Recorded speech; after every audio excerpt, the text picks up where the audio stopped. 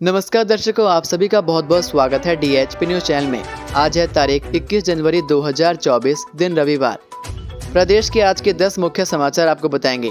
सभी खबरें जानने के लिए हमारे साथ अंत तक बने रहिए और यदि आपने DHP न्यूज चैनल को सब्सक्राइब नहीं किया तो कृपया चैनल को सब्सक्राइब करके बेल आइकन को भी क्लिक कीजिए। चलिए शुरुआत करते हैं और जानते हैं प्रदेश के मुख्य समाचार। ऊना से प्रदेश भर में PNG सप्लाई पहुंचाने का रास्ता साफ, बाथू में स्थापित होगा मदर स्टेशन। ऊना जिला सहित हिमाचल प्रदेश में आने वाले समय में पाइप्ड नेचुरल गैस की सुविधा पहुंचाने का रास्ता साफ हो गया है।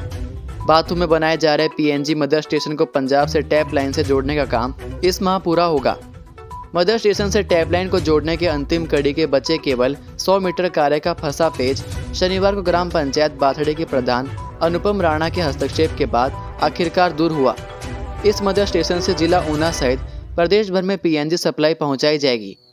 मदर स्टेशन से रोजाना 80,000 यूनिट PNG गैस की प्रदेश भर के लिए आपूर्ति होगी।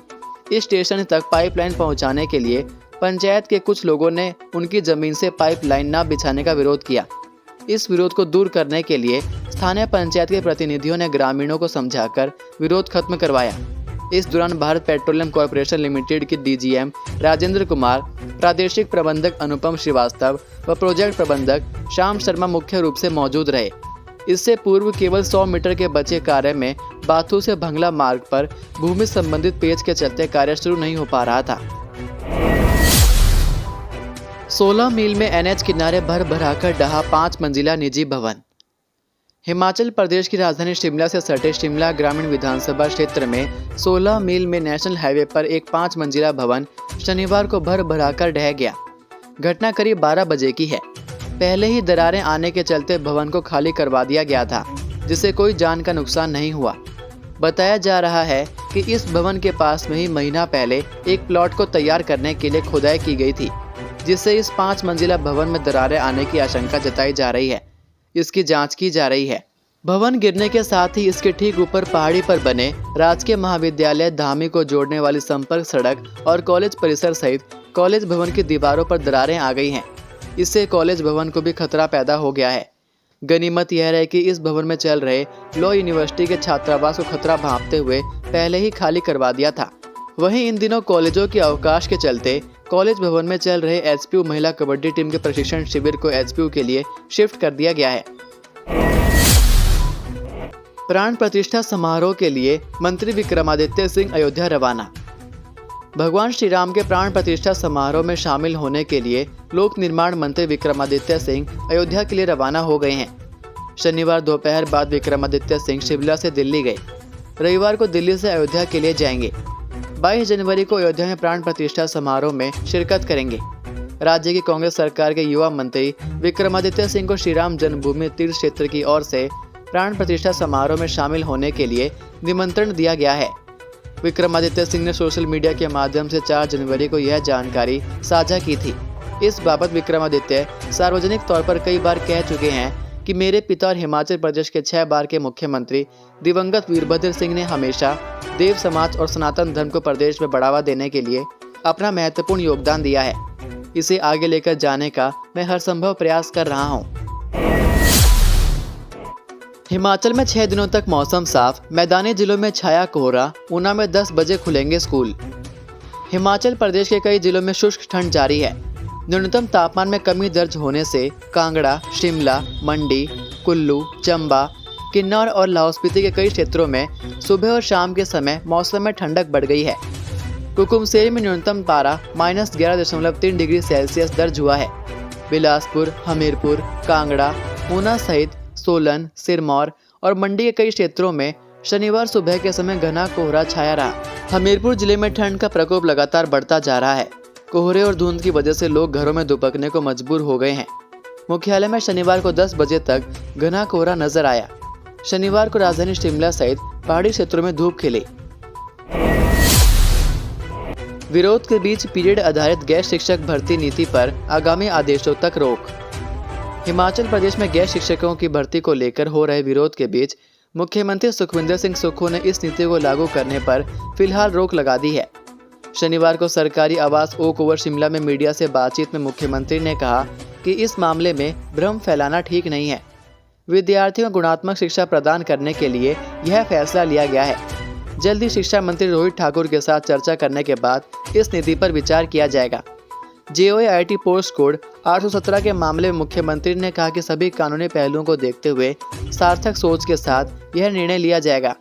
मुख्यमंत्री ने कहा कि गैर शिक्षक मामले में भ्रम फैलाया गया है। हिमाचल के किन्नौर जिले में भूकंप, जाने कितनी रही तीव्रता। हिमाचल प्रदेश के किन्नौर जिले में भूकंप दर्ज किया गया। भूकंप शनिवार दोपहर करीब 2:35 पर आया और तीव्रता रिक्टर पैमाने पर 3 आंकी गई।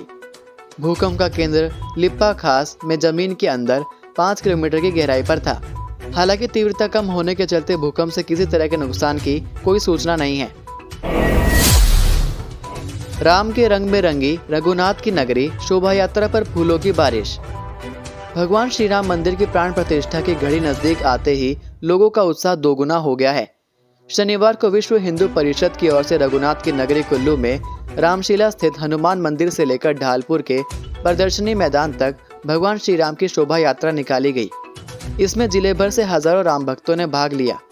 जय श्री राम के उद्घोष और भजन कीर्तन के साथ शुरू हुई शोभा यात्रा में बच्चों, युवाओं, महिलाओं और बुजुर्गों ने बड़ी संख्या में भाग लिया। दोपहर करीब 12:30 पर रामशिला के हनुमान मंदिर से शुरू हुई शोभा यात्रा अखाड़ा बाजार, ब्यासा मोड़, सरवरी, लोअर ढालपुर, ढालपुर चौक, जिला अस्पताल और कॉलेज गेट से होकर प्रदर्शनी मैदान तक पहुंची। हाथ में श्री राम के झंडे लेकर हजारों लोगों को 4 किलोमीटर के सफर को तय करने में 2.5 घंटे का समय लगा। जगह जगह लोगों ने फूलों के साथ शोभा यात्रा का स्वागत किया। फल के साथ लड्डू भी बांटे गए। शहीद जवान का राजकीय सम्मान के साथ हुआ अंतिम संस्कार, सैकड़ों ने नम आंखों से दी अंतिम विदाई।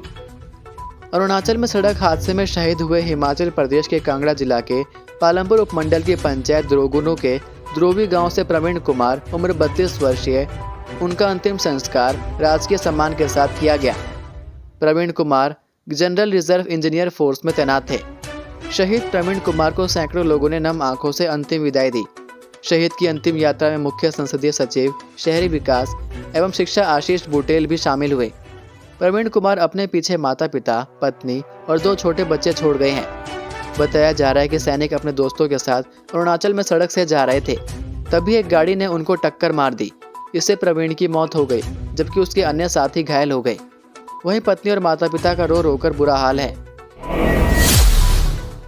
राम आएंगे की धुनों से गुंजायमान शिमला, कालीबाड़ी से राम मंदिर तक निकाली शोभा यात्रा। अयोध्या में 22 जनवरी को प्रभु श्री राम मंदिर की प्राण प्रतिष्ठा होने जा रही है। मर्यादा पुरुषोत्तम राम के आने की खुशी में पूरे देश में अनेकों कार्यक्रम किए जा रहे हैं। प्रदेश की राजधानी शिमला भी राममय हो गई है। इसी कड़ी में सभी धार्मिक सभाओं द्वारा शिमला के कालीबाड़ी से लोअर बाजार होते हुए राम मंदिर तक शोभा यात्रा निकाली गई, जिसमें ढोल नगाड़ों के साथ जश्न का माहौल देखने को मिला।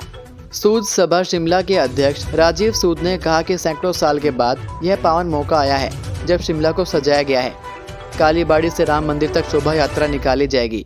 आज से मंदिर में अखंड पाठ किया जाएगा। 22 को अयोध्या के कार्यक्रम का लाइव प्रसारण देखा जाएगा। शाम को रिज पर आतिशबाजी कर इस दिन को दिवाली की तरह उत्सव मनाया जाएगा। लोक सेवा आयोग ने जारी किया सेट का शेड्यूल, इस दिन होगी परीक्षा। राज्य लोक सेवा आयोग की ओर से सेट परीक्षा का शेड्यूल जारी कर दिया गया है। यह परीक्षा 17 मार्च को होगी। आयोग की वेबसाइट पर सेट का शेड्यूल डाल दिया गया है। Himachal Pradesh state eligibility test की एक ऑनलाइन परीक्षा होती है। इस परीक्षा में एप्टीट्यूड बेस्ड के कुल 2 पेपर होते हैं, जिनमें से पहले पेपर में सामान्य जागरूकता पर आधारित 100 अंकों के कुल 50 प्रश्न पूछे जाते हैं। इन 50 प्रश्न को हल करने के लिए अभ्यर्थी को कुल 1 घंटे का समय दिया जाता है, जबकि दूसरे पेपर में अभ्यर्थी द्वारा चुने गए विषयों से रिलेटेड 200 अंकों के कुल 100 प्रश्न पूछे जाते हैं। इन 100 प्रश्नों को हल करने के लिए अभ्यर्थियों को कुल 2 घंटे का समय दिया जाता है। सेट की परीक्षा में शामिल होने के लिए अभ्यर्थी को किसी मान्यता प्राप्त इंस्टीट्यूट या यूनिवर्सिटी से 55% अंकों के साथ सामाजिक विज्ञान, कंप्यूटर विज्ञान और अनुप्रयोग विषय में पोस्ट ग्रेजुएट या मास्टर डिग्री होना जरूरी है। आज का सुविचार। मैदान में हारा हुआ इंसान फिर से जीत सकता है, लेकिन मन से हारा हुआ इंसान कभी नहीं जीत सकता। तो ये थे आज के प्रदेश के मुख्य समाचार। उम्मीद करते हैं कि आपको ये वीडियो पसंद आई होगी। वीडियो पसंद आने पर वीडियो को लाइक और शेयर ज़रूर करें। अब मुलाकात होगी आपसे अगली वीडियो में। तब तक के लिए जय हिंद, जय भारत, जय हिमाचल।